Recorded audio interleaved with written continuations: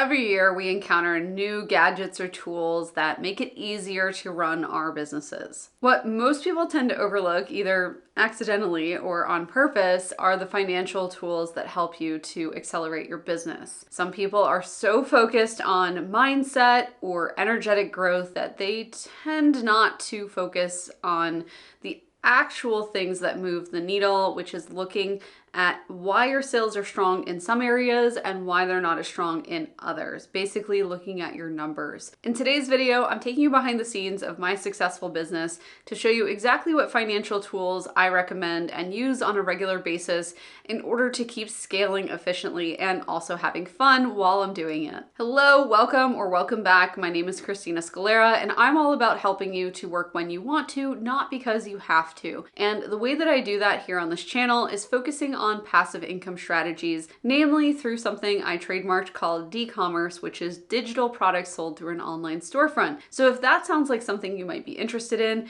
then go ahead and hit the like and subscribe button to make sure that you get future updates from my channel. And just as a hint, you'll want to check out tool number 3. It's my favorite and we'll also be giving it out to you guys very, very soon. And I'm excited about that. So make sure you stick around for that. The most important tool that any business can utilize is accounting software, which is the stuff like Gusto and QuickBooks, or maybe Xero instead of QuickBooks. There's lots of options out there for every budget, including as low as free for someone who wants to utilize a Google spreadsheet instead of QuickBooks, all the way up to paid through something like I have, where I work with a bookkeeper and a certified financial planner, and they are my financial team who keeps all of that stuff in order so that I can just log in and check out my P&Ls every month and look through what's making me money and what's not. While most people tend to focus on top line revenue, I think one of the most important things you can actually look at as a business owner is your profitability. And this is especially important if you've followed me for some time. You know that I sold a business last year, and if you are interested in doing the same thing, then you're definitely going to want to make your business as profitable as possible. In fact,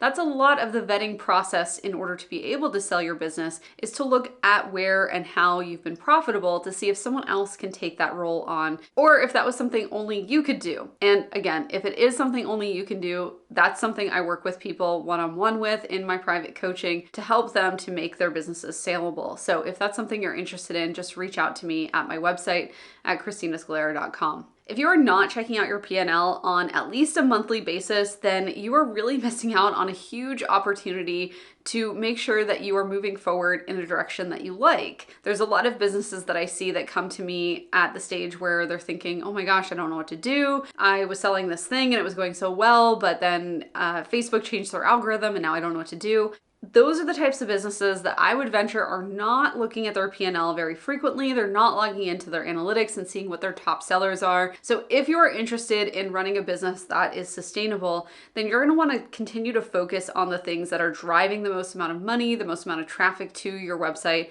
and to your business every single month. So if you're not already doing that, definitely find some way to get yourself organized enough that you can do that, whether that's hiring a bookkeeper or doing it yourself by setting a financial date once a month or once a week, whatever works best for you. But if you cannot look at your P&Ls, then it is very difficult to have a successful, profitable business because you literally have no idea where your losses or where your profits are coming from. So the second thing is your payment processing tools, or just like the generic analytics that come with your website. Of course, Google Analytics or any kind of other analytical plugin or app that you have is a huge bonus. But if you don't have that, or that just sounds too complicated, no worries, because most of these software tools have great built-in analytics on the back end and dashboards now. So if you can go in at least once a week and just check out where your sales are coming from, the kind of money that's moving into your bank account, anything that's getting debited, so you can kind of keep an eye on those credit card processing fees and see how much they are as you evaluate new products or decide to increase prices maybe as inflation continues. All of these are really underrated tools as part of the software that you already have available to you. It's also a good idea to regularly look at your payment processing tools and just kind of poke around the back end. So about once a year, I poke around the back end of Stripe and PayPal and just kind of see if I can fill out my profile a little bit more. Not only does this help in future circumstances when, I'm like, oh, thank goodness, past me did this, so I don't have to worry about that today, right? Filling out any kind of extra things like an EIN, or if I need a profile picture, just things that help make your account more valid so they don't question it as much as they're doing their own internal audits. But the other thing that I found is really helpful just poking around these processors every year or so is sometimes they come out with new tools and they don't do a great job of advertising them. So for example, on Stripe in the last year or so, they've come out with extra chargeback protection that you can add on to every sale. So it's an extra fee, but they actually made it pretty affordable. And that was something I found just by poking around the back end. These are all things that you're gonna encounter if you are willing to take the time and just kind of check things out. Again, this isn't something you need to be doing every day. Once a year is just fine, but it will help you to save some time later when you maybe are in a time crunch, say around tax time, or if you are ever wondering what kind of features are available to you for free on the back end of some of these already utilized software platforms that you're using in your business. So number 3, this is my favorite and it's the heaviest hitter here because it is the thing that's made the biggest difference in my business. I used to just look at my P&Ls and that was enough and, either be happy or sad. And I didn't really feel like a lot of my financial future was in my hands, even though it was my own name on the business, right? It was me running it as the small business owner. So I started to shift and change that and take my power back when I realized the power of forecasting. And I started this with a bookkeeper that I was with last year, and they would look and see what I expected to make over the next few months. And in fact, we were able to forecast out an entire year for my online store. And we could see, are we meeting, exceeding, or, not failing to meet the guidelines that we've set out here in the forecast for each month. And that was so incredibly helpful. And what I saw was those wild swings in cash flow where all of a sudden, after a launch or a promo, my bank account was huge. And then it would kind of start to shrink down slowly over time and get really sad, only to be filled back up again by another launch. What I started to notice is that all evened out as I started to pay attention to where these wild swings in cash were coming from and when I could expect the dips, because they were always just mysteries to me. It was always like, oh yeah, I guess August kind of sucks, be ready for that in the back of my head. But when I could actually see that year over year, August and September were some of the slowest months, I could start to plan for that and sell extra in July to cover the gap that I knew that we were going to encounter during those slower months. That was life-changing to take back that kind of power over the finances in my business. So if you are interested in doing any kind of forecasting or in getting your hands on my forecasting worksheet that actually, you just plug and play, it's really, really easy to use. No math, nothing like that. It's super easy. You'll be able to understand it. If you can read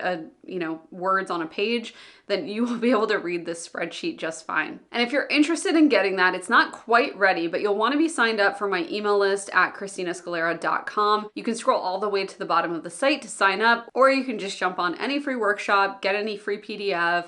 There's a link in the sidebar of the blog. So there's lots of opportunities, or if all else fails, you can just DM me on Insta at Christina Scalera and be like, hey, I want to be on your email list. Give me your email and we'll put you on the list. There are a lot of other tools and resources, and I think I would be remiss not to mention that you can also get business credit specifically for your business that is not tied to your personal credit at all. And this is really helpful if you're moving into an area where you're doing a lot of advertising, just really racking up some big expenses for your business, maybe buying equipment if you have an in-person business. So if that sounds like you, then you might want to look into getting a Dun & Bradstreet number and building a business credit portfolio, just like you would a personal credit portfolio with a FICO score or an Experian score.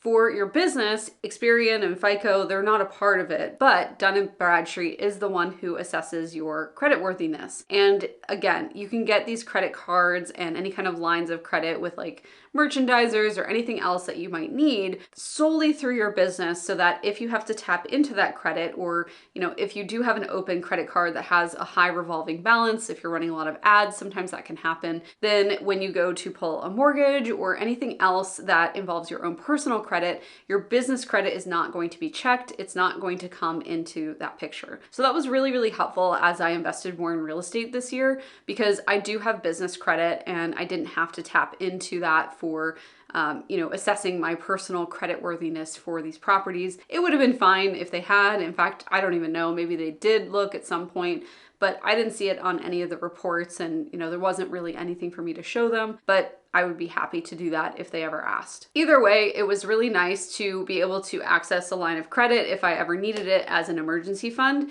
that if I had to carry a balance there, it would not tap into any kind of personal credit score that I have going for myself. If you're new to this channel, you probably don't know all about the past money struggles that I've had with the shopping addiction and dealing with almost $80,000 of credit card debt. So if you do want to learn more about how I was able to get out of that, create, a 7-figure business, sell it last year, and start investing in more diversified things other than just having my business, which I still have, hi, here we are, then you'll want to make sure that you are subscribed to the channel. And also feel free to ask me questions in the comments below. I get back to each and every one of you. We are still intimate and close enough that we can do that. I don't know that that will always be the case. In fact, I hope one day it will be so difficult for me to get back to you that, it is what it is. But until that day comes many years from now, I will be here for you, answering everything personally myself, and even creating videos based off of what you guys comment below and ask for in future videos. So thank you so much for watching. I really appreciate all of the time that you took to spend here with me today, this week. And don't forget, we're dropping 2 videos a week now, so catch both of them